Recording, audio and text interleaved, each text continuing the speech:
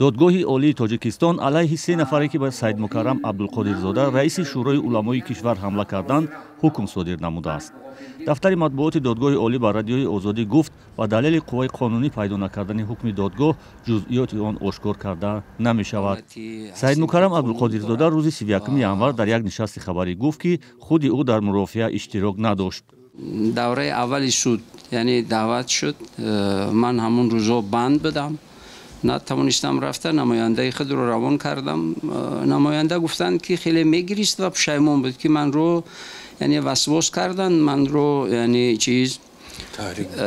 تحریک دادن و گمراه کردند. من نفهمیدم که چیکار کردم.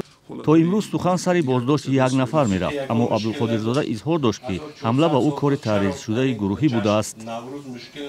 افراطی است دیگر، گروهی است، یک مجموعه زیادی هستند.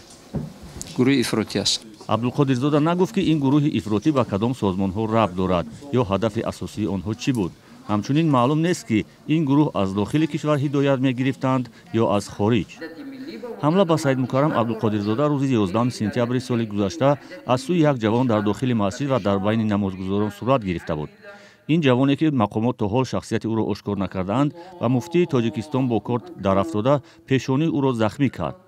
آن زمان وزارت کارهای داخلی گفته بود که جوان بنابر احساس اوباشی و روحانی تاجیک درافتاده است.